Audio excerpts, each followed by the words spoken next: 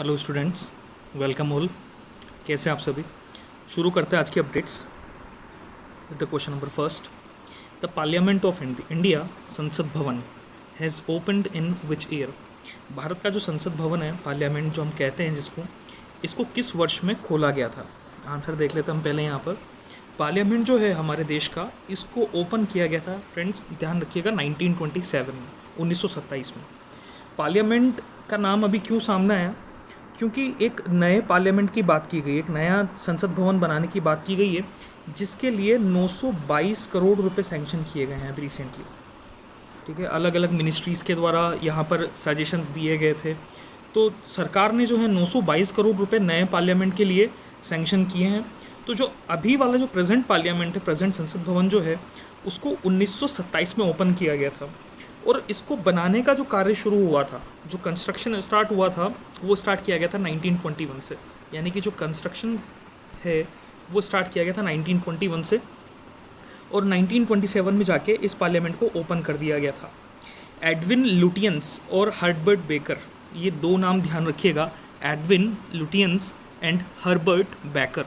ये दो वो आर्किटेक्ट थे जिनके द्वारा संसद भवन को, जो संसद भवन की जो डिज़ाइन है, संसद भवन जो है उसको बनाया गया था। तो अब जो है 100 साल कंप्लीट होने को आए हैं संसद भवन को 2021 में, अगर देखा जाए तो, क्योंकि 1921 से कंस्ट्रक्शन शुरू हो गया था 2021। तो यहाँ पर अलग अलग पार्लियामेंट का कहना था और बहुत सारी मिनिस्ट्रीज़ का कहना था कि जो इमारत है वो लगातार जर्जर हो चुकी है। लोकसभा अध्यक्ष ने भी कई बार इस बारे में बात की, राष्ट्रपति जी के द्वारा भी इस बारे में कई बार बात की गई। तो यहाँ पर क्या है कि एक नए पार्लियामेंट को अब डिज़ाइन किया जा रहा है, एक नए संसद भवन की बात की जा रही है। तो इसलिए ये कंसेप्ट अभी थोड़ा सा सामने आया था। ठीक है, अब ये जो नया संसद भवन है, इसके अंदर भी कुछ इस तरीके के बहुत सारे अपडेशंस किए जाएंगे। बहुत सारे इसमें अभी प्रॉब्लम्स भी चल रही हैं कि क्या इसे बनाना चाहिए भी या नहीं चाहिए, क्या ज़रूरत है क्या नहीं है, इसके पॉजिटिव नेगेटिव हर तरीके की चीज़ को सरकार यहाँ पर देखते हुए चल रही है। तो मेनली जो सिर्फ बात इतनी सी है वो ये है कि जो पुराना संसद भवन है, अभी जो सबसे बड़ी प्रॉब्लम है गवर्नमेंट के सामने, कि पुराना जो संसद भवन है उसके बदले में जो नए संसद भवन को बनाया जाएगा, क्या वो उस लेवल पे पहुंच पाएगा जिस लेवल पे अभी संसद भवन बनाया गया है। क्योंकि 100 साल एक बहुत लंबा टाइम है कि इस इमारत ने 100 साल तक इतने बड़े संसद भवन को अपने कंधों पर बिठाए रखा। 790 से ज़्यादा सीटें इस संसद भवन के अंदर रखी गई थी। फिर भी देखना होगा कि किस तरीके से ये नया जो संसद भवन है इसे काम किया जाएगा, मतलब काम में लिया जाएगा। ध्यान रखिएगा यहाँ पर 922 करोड़ का जो अमाउंट है ये लाया गया है नए संसद भवन के लिए। और अभी रिसेंटली जो पर्यावरण मंत्रालय है भारत का, उन्होंने भी यहाँ पर स्वीकृति दे दी, एनवायरनमेंट मिनिस्ट्री ने भी यहाँ पर अप्रूव कर दिया है पार्लियामेंट को। इसको जनरली जो नाम दिया गया दैट इज़ सेंट्रल विस्टा। ठीक है, जो नाम है दैट इज़, उसको बोला गया है सेंट्रल विस्टा, उसका नाम दिया गया है। तो है वही एरिया, वही है, उस एरिया में ही थोड़े अपडेशंस किए जाएंगे। राष्ट्रपति भवन से लेकर संसद भवन तक के बीच की जो दूरी है उसको थोड़ा सा कम किया जाएगा, अंडरग्राउंड वहाँ पर रोड्स निकाले जाएंगे, और भी बहुत सारी चीज़ें। तो CPWD वगैरह हो गए, इन सब ने मिलकर पूरा एक जो ब्यौरा बनाया है उसमें 922 करोड़ रुपए खर्च का प्रावधान लिया गया है कि 922 करोड़ इसका पूरा मूल्यांकन किया गया। अब इसमें बहुत सारी अलग अलग, क्योंकि अभी पर्यावरण मंत्रालय का डेटा आया था तो उन्होंने कहा था कि पेड़ों की कटाई से संबंधित जो मामला था वो उच्चतम न्यायालय में है, और इस तरीके से तो बहुत सारी प्रॉब्लम्स थे। बट ठीक है, देखना होगा कि नया संसद भवन हमारे पास कब तक बनकर तैयार हो जाता है। जो योजना के लिए जो डेट दी गई है, जो ईयर बताया गया दैट इज़ 2022, 2022 तक ये नई इमारत जो है वो पूरी तरह कंप्लीट हो जाएगी। बट देखना होगा होता है या नहीं होता है। Move on to the next question. Kadalai mithai is the traditional delicacy of.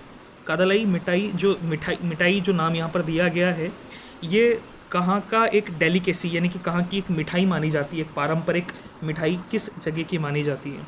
Answer देख लेते हैं हम पहले यहाँ पर। कोविलपट्टी। जी हाँ दोस्तों, तमिलनाडु में एक जगह कोविलपट्टी, यहाँ का कदलई मिठाई नाम का ये जो ट्रेडिशनल डेलिकेसी है बड़ी फेमस है, और इसीलिए इसे हाल ही में GI टैग दिया गया है। यानी कि कदलई मिठाई को भी एक GI टैग मिला है। कल भी हमने एक GI टैग से रिलेटेड एक क्वेश्चन देखा था, तो यहाँ पर इसे भी एक GI टैग दिया गया है कदलई मिठाई को। जनरली क्या होता है, चिक्की होती है मूंगफली की, इसको चिक्की बोलते हैं, जो पीनट्स होते हैं उनसे मिलकर उनसे बनाया जाता है इसको। होती एक ही तरीके की है, राजस्थान में हम उसे मूंगफली की चक्की या फिर जो भी वॉटेवर, जो भी हम अलग अलग तरीके से उसको नाम देते हैं। तो कदलई मिठाई, इसे ट्रेडिशनल डेलिकेसी बोला जाता है, कोविल पट्टी के नाम से ये जानी जाती है। मतलब कोविल पट्टी वो जगह है, तो ये जगह भी इसी कदलई मिठाई के नाम से जानी जाती है। तमिलनाडु में जगह, ध्यान रखिएगा, ट्रेडिशनल डेलिकेसी कोविल पट्टी। अच्छा क्वेश्चन है, आ सकते हैं इस तरीके के question. Move on to the next question. Recently the term CBR was in news. इसमें से सी का मतलब क्या, what is C in it? Answer हम देख लेते हैं पहले। ये सी यहाँ पर है क्रूड बर्थ रेट। सी का मतलब होता है यहाँ पर crude birth rate. Crude birth rate बोल दीजिए चाहे बर्थ रेट बोल दीजिए, एक ही बात है। प्रत्येक 1000 व्यक्तियों पर जन्म लेने वाले बच्चों की जो कुल संख्या होती है वो एक तरीके का क्रूड बर्थ रेट उसको हम कहते हैं। अब ये क्या होता है कि नेशनल लेवल पे ना होकर इसको पूरा इंटरनेशनल लेवल पे ले लिया जाए, कि अंतर्राष्ट्रीय स्तर पर भी इसी चीज़ को माना जाए। तो क्या होता है कि अंतर्राष्ट्रीय स्तर पर भी 1000 जो बच्चे लोगों पर जो बच्चों का जन्म हुआ है वो क्रूड बर्थ रेट बोली जाती है। अब यहाँ इसका नाम अभी क्यों आया सामने, क्योंकि जो पेंडेमिक है कोविड-19 पेंडेमिक के कारण ये जो क्रूड बर्थ रेट है ये अब अलग अलग तरह से अफेक्ट करेगी कंट्रीज़ को। यानी कि वो देश जिनके अंदर बर्थ रेट कम है वहाँ पर भी हो सकता है बहुत सारे नेगेटिव्स देखने को मिले, और जहाँ बर्थ रेट बहुत ज़्यादा है वहाँ पर भी बहुत सारी प्रॉब्लम्स देखने को मिले। तो क्रूड बर्थ रेट जो है ये थोड़ा सा एक कंसर्न बन रहा है धीरे धीरे। हो सकता है आपने अभी तक सुना हो नाम या नहीं सुना हो, वेल एंड गुड। अगर सुन लिया हो तो, नहीं सुना हो तो ध्यान रखिएगा, ये आने वाले टाइम में थोड़ा सा कंसर्न होगा कंट्रीज़ के लिए कि क्रूड बर्थ रेट में क्या जो चेंजेस होंगे, उनसे कैसे निपटती हैं दूसरे जो कंट्रीज़ हैं, वो देखना होगा। Move to the next question. यहाँ पर ध्यान रखिएगा, CBR crude birth rate. Chakma and Hajong communities are associated with which country? Chakma और हजोंग ये जो दो कम्युनिटीज़ हैं, समुदाय हैं, ये किस देश से संबंधित हैं? आंसर देख लेते हैं हम पहले यहाँ पर। चकमा और हजोंग ये दोनों संबंधित हैं बांग्लादेश से। चकमा एंड हजोंग समुदाय, क्यों नाम सामने आया चकमा और हजोंग समुदाय का? अभी रिसेंटली सरकार ने क्या किया है, चकमा और हजोंग जो समुदाय हैं, इन दोनों समुदायों के लिए भी कोविड-19 से रिलेटेड जो भी किसी भी तरीके के जो ऑपरेशंस लिए जाएंगे उनमें चकमा और हजोंग को भी लाया गया। अब चकमा और हजोंग क्या है, जब जैसे अगर हम देखें यहाँ पर पूर्वी पाकिस्तान की अगर हम बात करें या जिसे हम बांग्लादेश कह रहे हैं उसकी बात करें, तो बांग्लादेश से जो भी लोग 1961-62 के बाद में भारत में या इधर उधर विस्थापित हुए थे, तो ये जो विस्थापित लोग हैं जो एक तरीके के रेफ्यूजी कहे जाते हैं, तो इन रेफ्यूजीज़ को चकमा और हजोंग समुदाय, इनका जनरली नाम है, इन्हें चकमा और हजोंग के नाम से जाना जाता है। तो अभी जो है इनका नाम सिर्फ इसी वजह से आया क्योंकि ये चकमा और हजोंग जो हैं ये दोनों कोविड-19 राहत कार्यक्रम से तो संबंधित हैं ही सही, उसके अलावा अगर सिटीजनशिप अमेंडमेंट एक्ट के तहत किसी तरीके की कोई बात की जाती है तो वहाँ पर भी इनका नाम सामने आ सकता है।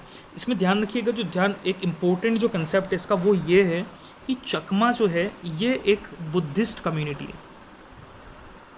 ठीक है, ध्यान रखिएगा, ये एक तरीके की बुद्धिस्ट कम्युनिटी है। और वहीं पर हजोंग अगर हम बात करें कम्युनिटी की, तो ये एक हिंदू कम्युनिटी है, यानी कि कहीं से भी कहीं तक इनका मुस्लिम रिलीजन से कोई संबंध नहीं है।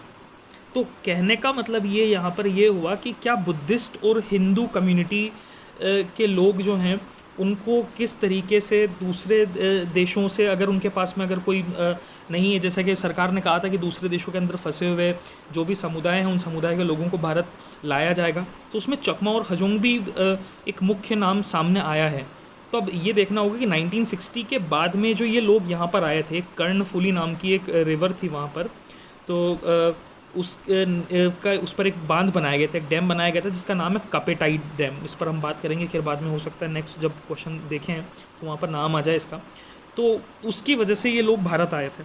अब क्या हुआ था कि चलिए ठीक है, इसको एक स्टोरी है छोटी सी, हम इसको नेक्स्ट टाइम पे कंटिन्यू करेंगे जब भी। अभी ध्यान रखिएगा, Chakma and Hajong they are associated with Bangladesh basically. Move on to the next question. What is the establishment year of LIC Life Insurance Corporation का स्थापना वर्ष क्या है?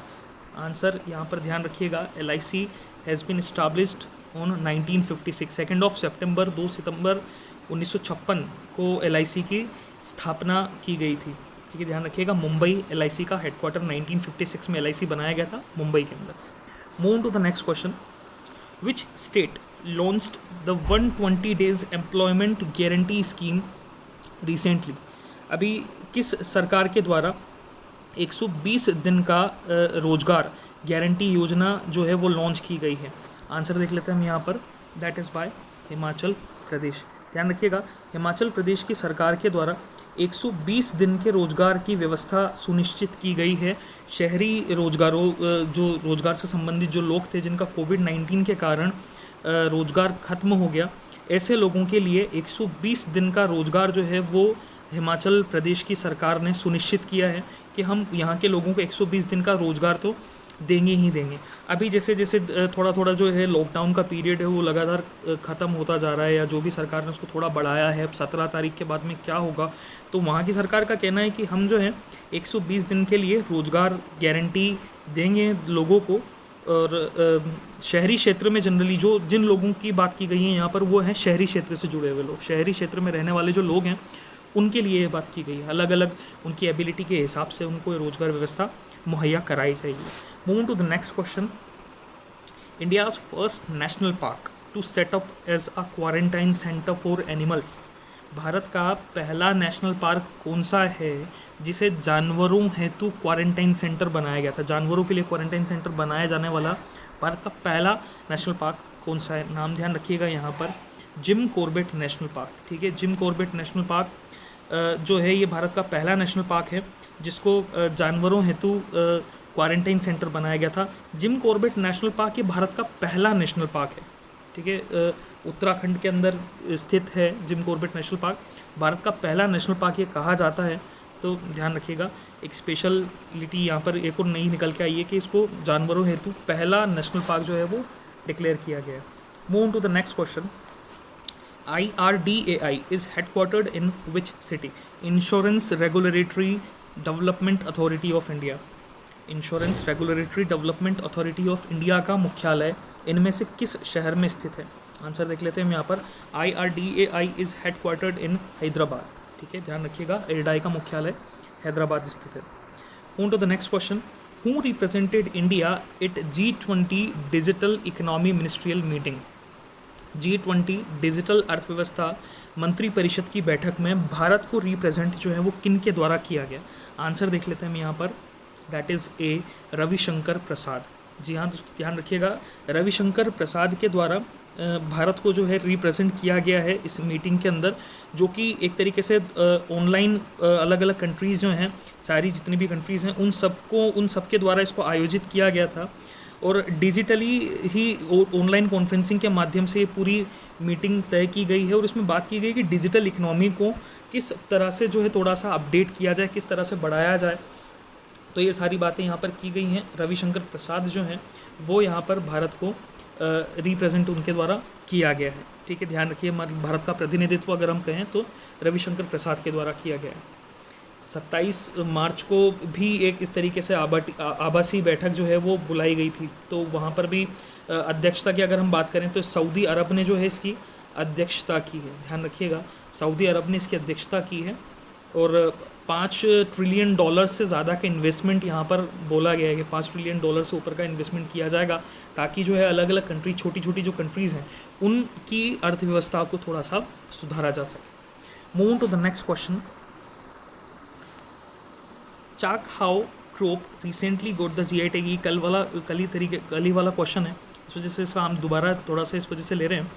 Crop recently got the GI tag associated from which state? किस राज्य से संबंधित है चाकहाउ? चाकहाउ जो है ये संबंधित है मणिपुर का। एक चावल था, कल भी हमने बात की थी इसकी, ब्लैक राइस होता है एक तरीके का। तो ये चाकहाउ जो है एक राइस है। मैंने इस क्वेश्चन को दोबारा वापस से इसलिए लिया क्योंकि जो GI टैग्स वगैरह थे उनकी बात यहाँ पर हमने की थी। तो GI टैग, अब इसमें केसर जो है, कश्मीर की केसर, मैं आपको सिर्फ यहाँ पर इतना सा बता देता हूँ कि कश्मीर की जो केसर है उसे भी यहाँ पर शामिल किया गया, उसे भी GI टैग प्रदान किया गया। कश्मीरी केसर जो है काफ़ी इम्पोर्टेंट और काफ़ी अच्छी क्वालिटी की बताई जाती है। ऐसा बोला जाता है कि कश्मीरी केसर जैसी कोई दूसरी केसर पूरी दुनिया में कहीं और दूसरी जगह मिलती ही नहीं है। थोड़ा सा वो भी एक फेमस था क्योंकि स्मेल जो है कश्मीरी केसर की वो थोड़ी सी तेज़ होती है, लाल रंग और तेज़ स्मेल के साथ एक अच्छी सी सुगंध इसकी आती है। तो उसके लिए कश्मीरी केसर को भी एक जीआई टैग यहाँ पर दिया गया है। अब यहाँ पर जो इम्पोर्टेंट है वो ये हो सकता है, मैं छोटा सा क्वेश्चन आपके लिए छोड़ के जा रहा हूँ कि कश्मीरी केसर जो है इसकी जो कड़वाहट है, क्योंकि केसर जो है हल्की सी कड़वी होती है थोड़ी, तो उसकी जो कड़वाहट है, कश्मीरी केसर की कड़वाहट किस केमिकल के कारण या कौन से सब्सटेंस के कारण कश्मीरी केसर में कड़वाहट पाई जाती है। एक छोटा सा क्वेश्चन है आप लोगों के लिए, किस केमिकल या किस सब्सटेंस के कारण कश्मीरी केसर में कड़वाहट पाई जाती है। ये एक असाइनमेंट मुझे आप लोगों को बताना था, इस वजह से ये क्वेश्चन जो है हमने इस तरीके से रखा है। दूसरा, यही जो चाखाऊ चावल है, ब्लैक राइस, इसकी क्या क्वालिटी है और क्यों इसको जीआई टैग दिया गया है, ये भी आपको मुझे बताना है। तो जो भी है, आप अपने जो भी सजेशंस हैं वो आप मुझे कमेंट करके बता सकते हैं, ठीक है। ये आज के हमारे 10 क्वेश्चंस थे, इनको थोड़ा सा ध्यान रखिएगा। जो भी डाउट हो किसी भी तरीके का, you can ask it to me. मिलते हैं नेक्स्ट वीडियो में, तब तक के लिए बी सेफ़।